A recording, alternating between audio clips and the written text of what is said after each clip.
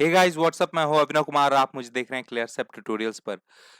Last session में हम लोग ने इस चैप्टर में जेनेटिक कोड के बारे में देख लिया था, है ना बच्चों। जेनेटिक कोड हमने एकदम अच्छे तरीके से समझ लिया था कि आखिर में जेनेटिक कोड की रिक्वायरमेंट क्या है। ठीक है, आखिर में हम लोग को जेनेटिक कोड की रिक्वायरमेंट क्यों पड़ी। उसका आंसर जो हमें मिला था कि हमें जेनेटिक कोड की रिक्वायरमेंट ट्रांसलेशन के लिए पड़ी, क्योंकि उसका अगर जेनेटिक कोड हमें नहीं पता रहेगा, उसके बारे में अगर नहीं पता होगा, तो हम ट्रांसलेशन प्रोसेस कर ही नहीं पाएंगे। ठीक है, हम एमिनो एसिड का पॉलीमर बना ही नहीं पाएंगे, हमारे पास पॉलीपेप्टाइड का चैन बन ही नहीं पाएगा, पॉलीपेप्टाइड सिंथेसिस हो ही नहीं पाएगा। ठीक है, प्रोटीन सिंथेसिस हो ही नहीं पाएगी। इसलिए हमें जेनेटिक कोड की जरूरत पड़ी थी। नेक्स्ट टॉपिक, अब सवाल उठता है कि सर जेनेटिक कोड तो पढ़ लिया, ट्रांसलेशन कैसे होगा ये बता दो। तो बिल्कुल अब बताएंगे ट्रांसलेशन। तो ट्रांसलेशन स्टार्ट करते हैं बच्चों, बहुत ही ज्यादा इंपॉर्टेंट टॉपिक है और इसको एनसीईआरटी में एक पेज में ही निपटा दिया है ना। लेकिन यहां पर हम थोड़े अपने फंडे क्लियर करेंगे। तो देखो, सबसे पहले करने होते हैं तुमको 3 स्टेप, है ना। क्या क्या 3 स्टेप? सबसे पहले तुमको एमिनो एसिड को एक्टिवेट करना पड़ता है, फिर एक्टिवेटेड एमिनो एसिड को ट्रांसफर करना पड़ता है टू ट्रांसफर आरएनए, और फिर उसके बाद तीसरा स्टेप आ जाता है प्रोटीन की सिंथेसिस। तो ये 3 स्टेप करते हो। तो अगर मैं ट्रिक की बात करूं कि सर ये तीनों स्टेप की ट्रिक है कोई याद करने के, बिल्कुल याद करने के लिए ट्रिक है। तो ट्रिक यहां पर होगी बच्चों एटीपी। क्या? A for activation of amino acid and T for transfer of activated amino acid to transfer RNA and P for protein synthesis, जो कि तुम्हारे नेक्स्ट पेज पर दी गई है। राइट, कोई दिक्कत हुआ यहां तक? क्लियर। अब देखो एक्टिवेशन कैसे करेंगे एमिनो एसिड का। सबसे पहला स्टेप तुम क्या लोगे, तुम्हारे पास साइटोप्लाज्म में एमिनो एसिड प्रेजेंट होगा। ठीक है, साइटोप्लाज्म में एमिनो एसिड प्रेजेंट होगा। अब एमिनो एसिड जो होगा वो एटीपी के साथ बाइंड होगा, एटीपी के साथ रिएक्ट करेगा। राइट, किसके प्रेजेंस में? Amino acid transfer RNA synthetase के प्रेजेंट में, amino acid transfer RNA synthetase के प्रेजेंट में। राइट बच्चों, प्रेजेंस में। जब इसके प्रेजेंस में एमिनो एसिड एटीपी के साथ रिएक्ट करेगा तो तुम्हारे पास एक्टिवेटेड एमिनो एसिड बन जाएगा, और उस एक्टिवेटेड एमिनो एसिड को हम लोग बोलेंगे amino acyl AMP enzyme complex. ठीक है, amino acyl AMP enzyme complex. देखो यहां पर ट्राई फॉस्फेट है, ये एमपी हो गया। राइट बच्चों, और 2 फॉस्फेट यहां पर रिलीज हो गए। तो समझ रहे हो तो कैसे बना? कोई दिक्कत? तो ऐसे बना तुम्हारा एक्टिवेटेड एमिनो एसिड। राइट, अब हमने एक्टिवेटेड एमिनो एसिड बना लिया। अब क्या करेंगे हम? इस एक्टिवेटेड एमिनो एसिड का ट्रांसफर करेंगे कहां पर? ट्रांसफर आरएनए पर। ठीक है, ट्रांसफर आरएनए से हम इस एक्टिवेटेड एमिनो एसिड को जोड़ेंगे। ठीक है, हमने लिया ये वाला कंपाउंड। ठीक है, ये हमारा एक्टिवेटेड एमिनो एसिड को हमने लिया यहां पर। राइट बच्चों, ये लिया यहां पर active amino acid MP enzyme complex. बिल्कुल, इसको हमने ट्रांसफर आरएनए के साथ जोड़ने की कोशिश की। जोड़ा जब हमने, तो हमारे पास एक नया कॉम्प्लेक्स बन गया, amino acid transfer RNA complex. अब जो हमारे पास नया कॉम्प्लेक्स बनेगा ना, वो amino acid transfer RNA complex. देखो एमिनो एसिड ट्रांसफर आरएनए से जुड़ा 3' एंड से। 2 एंड होते हैं ना, 5' और 3'। तो 3' एंड से जुड़ा अपने COH ग्रुप के मदद से। ठीक है, एमिनो एसिड जुड़ गया 3' एंड से।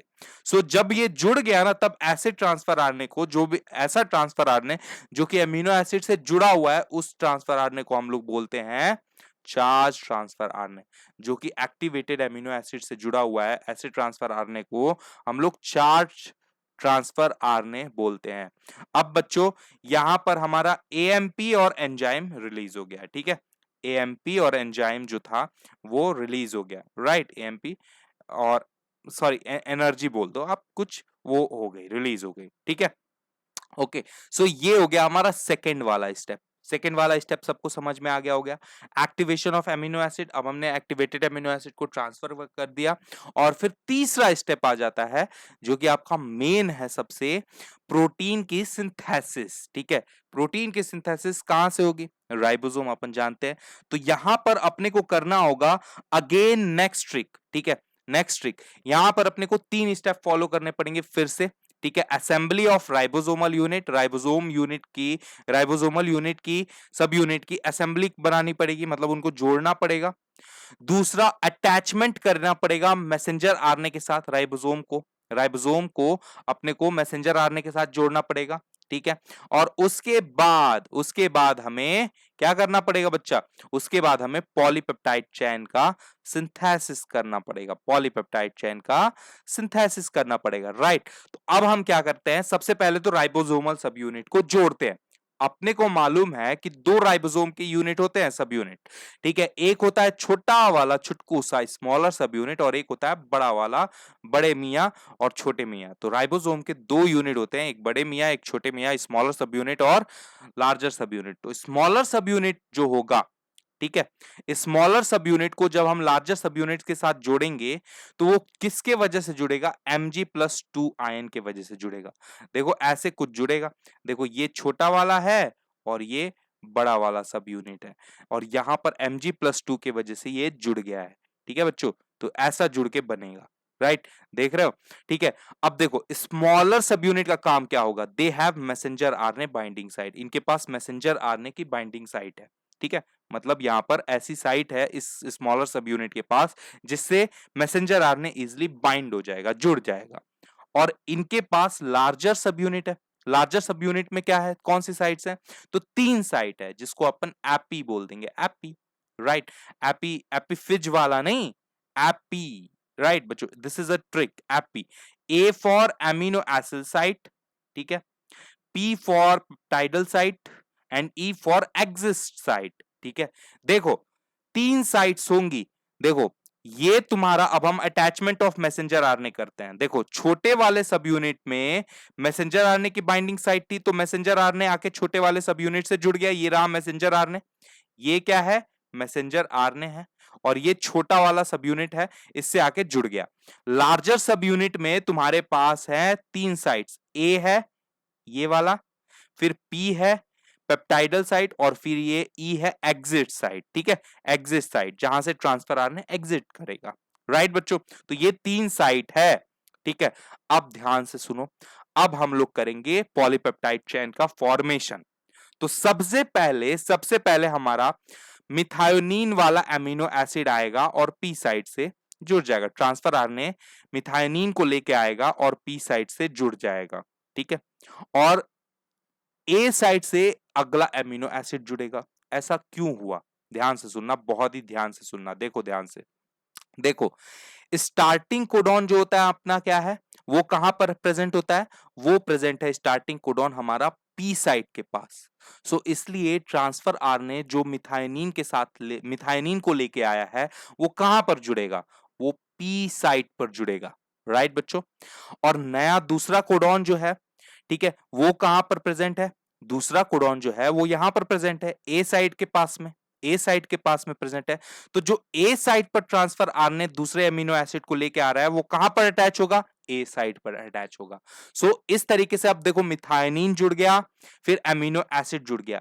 सर ऐसे तो आप सारे को जोड़ते जाओगे, ये अपना तो काम है, मेन काम है कि इस अमीनो एसिड की चेन को बनाना। ये कैसे बनाएगा, ये कैसे बनेगा, ये तो बताओ ना। तो बिल्कुल अभी बताते हैं।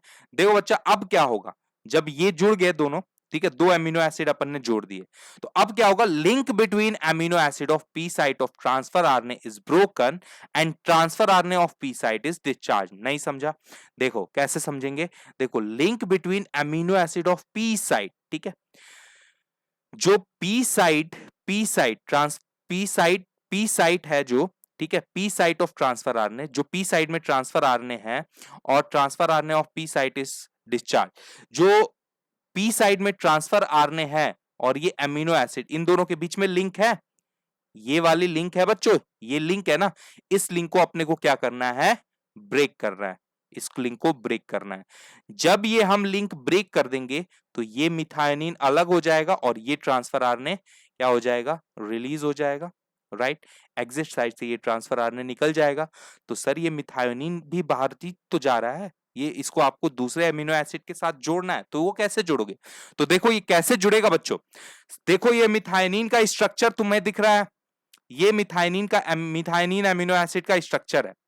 मिथायोनीन पहले जो था पहले जो था ट्रांसफर आरएनए से कैसे जुड़ा था, COH ग्रुप के साथ, 3' के साथ, COH ग्रुप के साथ जुड़ा हुआ था। ठीक है भाई, देखो यहाँ पर 3' के साथ ही अमीनो एसिड जुड़ता है ना, मिथायोनिन क्या है, एक अमीनो एसिड है, वो 3' के साथ जुड़ा हुआ है, किस ग्रुप के मदद से, अपने COH ग्रुप के मदद से। यहां पर मैंने हिंदी में लिख के रखा हुआ है दैट पहले अटैच होगा ट्रांसफर आरएनए किससे, किससे, COH ग्रुप की मदद से। अब ये फ्री हो जाएगा, फ्री होके पेप्टाइड बॉन्ड बनाएगा दूसरे अमीनो एसिड के साथ। तो अब ये दूसरा अमीनो एसिड हमारा मान लो सपोज दैट एलानीन है, ठीक है, ये सेकेंड वाला अमीनो एसिड जो यहां पर है AA2, ये AA2 मैंने लिखा हुआ है, ठीक है, नहीं समझ में आ रहा हो तो AA2, तो ये दूसरा अमीनो एसिड है, इसके साथ बॉन्ड बनाएगा। कैसे बॉन्ड बनाएगा, तो ये वाला जो COH ग्रुप फ्री हुआ है, ठीक है, ये वाला जो COH ग्रुप फ्री हुआ है वो इसके साथ मिलके पेप्टाइड बॉन्ड बना लेगा इसके साथ। अब अमीनो एसिड जुड़ गया। बात समझ में आ रही है, कोई दिक्कत हुआ बच्चों, ठीक है। सो ये अब तुम्हारा क्या हो गया, मिथायोनीन और दूसरा अमीनो एसिड तुम्हारा जुड़ गया, AA2 जुड़ गया आपस में। देखो अब चैन बनना स्टार्ट हो गई, ठीक है। इसी तरीके से ये वाला भी एग्जिस्ट करेगा, ठीक है, इसका COH ग्रुप फिर फ्री होगा, ठीक है, ये अगले वाले अमीनो एसिड के साथ चैन बनाएगा NH2 ग्रुप के साथ। फिर उस इस वाले जो तीसरा एमिनो एसिड होगा उसका COH ग्रुप फ्री होगा, वो उसके साथ चैन बनाएगा और ट्रांसफर आरएनए फिर रिलीज हो जाएगा COH को COH के साथ ब्रेक करके, तो वो ट्रांसफर आरएनए रिलीज हो जाएगा। तो ऐसे ट्रांसफर आरएनए एक साइड से निकलते जाएंगे, ठीक है, एग्जिट साइड से, और एमिनो एसिड का चैन तुम्हारा बनता जाएगा। अब चैन तो बनता तो जाएगा सर, बिल्कुल बनता जाएगा, बिल्कुल बनता जाएगा, और इसमें हमारी एक मदद करेगा इलांगेशन फैक्टर, चैन को और बढ़ाने में, इलोंगेट करने में इलोंगेशन फैक्टर। अब सवाल होता है कि सर हमें ये पता कैसे चलेगा कि चैन रुकना भी तो होता है, ठीक है, ये कैसा पता चलेगा। कुछ बच्चों बोलते हैं कि कोडिंग सर खत्म हो गई जहां पर अमीनो एसिड की, वहां पर चैन रुक जाएगा। नहीं, वो साइट पहचान में कैसे आई, तो वो साइट पहचान में आई हमारी रिलीजिंग फैक्टर के मदद से। एनसीईआरटी में साफ साफ जिक्र है, at last polypeptide chain broken by releasing factor when stop codon comes. तो ये क्या करते हैं, अब ये स्टॉप कोडॉन जाते हैं, ठीक है, ये स्टॉप कोडॉन जैसे ही आता है तो रिलीजिंग फैक्टर इनको पहचान लेता है और पॉलीपेप्टाइड चैन क्या हो जाता है, ब्रोक हो जाता है। तो अब हमारे पास पॉलीपेप्टाइड चैन आ गई, मतलब कि अमीनो एसिड की चैन आ गई। अब हम इस प्रोटीन को सिंथेसाइज कर देंगे, कोई दिक्कत, कोई प्रॉब्लम। तो ये होता है, ऐसे होता है प्रोटीन सिंथेसिस बच्चों, ऐसे होता है, पॉलीपेप्टाइड चैन बनता है ऐसे। क्लियर हुआ। तो ये हमारा छोटा सा टॉपिक आज ट्रांसलेशन भी खत्म हो गया, ठीक है। नेक्स्ट टॉपिक और भी है अपने पास, ठीक है। अभी और कौन कौन से बच गया है, जरा रिव्यू कर लेते हैं। देखो हमारे पास क्या क्या बच गया है, जेनेटिक कोड हो गया, बिल्कुल ट्रांसक्रिप्शन हो गया और ट्रांसलेशन हो गया, राइट। और क्या बचा है, इसके बाद अपना बचा है DNA फिंगर प्रिंटिंग बचा हुआ है एक, ठीक है। और साथ में और क्या बच गया है, और लैक ओपेरॉन वाला बच गया है, लैक ओपेरॉन वाला बच गया है। फिर से ह्यूमन जीनोम प्रोजेक्ट HGP बच गया है, ठीक है, राइट। तो ये DNA फिंगरप्रिंटिंग, लैक ओपेरॉन और ह्यूमन जीनोम प्रोजेक्ट, ये तीनों बच गए। इन तीनों को भी जल्दी ही कवर करते हैं अपन, ठीक है। सो आई होप आज की जो वीडियो है, जो लेक्चर है, आपको पसंद आया होगा बच्चों। और अगर मेरे क्लासेस जो है वो अगर आपको पसंद आता है तो प्लीज इनको लाइक करो, शेयर करो बच्चों, ठीक है, क्योंकि बहुत ही मेहनत से बनाया जा रहा है, एकदम निस्वार्थ भाव से, है ना, सिर्फ आप लोग के लिए है। अगर आप ही लोग नहीं देखोगे तो कौन देखेगा बच्चों, ठीक है। ये जितनी भी मेहनत मैं कर रहा हूँ ये सारी बेकार ही है। सो जब जो हो अभी आप ही लोग हो, है ना, शेयर करो, लाइक करो और अच्छे अच्छे अपने वैल्यूएबल कमेंट्स दो। कोई अगर कुछ भी डाउट होता है तो कमेंट सेक्शन में जरूर छोड़ो, ताकि मैं उसको नेक्स्ट वीडियो में रिमूव कर पाऊँ उन डाउट्स को, राइट। सो ये ये इतनी हेल्प मेरे से बिल्कुल जरूर आपको बिल्कुल मिलेगी, डेफिनेटली, कि आपके डाउट्स नहीं बचेंगे, ठीक है। आप जो भी डाउट पूछोगे तो आपको जरूर वो रिजॉल्व किया जाएगा नेक्स्ट वीडियो में, ठीक है। तो मिलते हैं नेक्स्ट सेशन में बच्चों। लव यू ऑल, पढ़ते रहो, और ये कोविड ओविड से डरो वरो मत, ठीक है, बस केयरफुल रहो, ध्यान रखो अपना, घर में रहो, मास्क पहनो, सैनिटाइजर यूज करो, ठीक है, प्रॉपरली सैनिटाइज यूज करो, ठीक है। ओके, सो ये सारे प्रिकॉशनरी स्टेप रखो और पढ़ते रहो, बस यही है।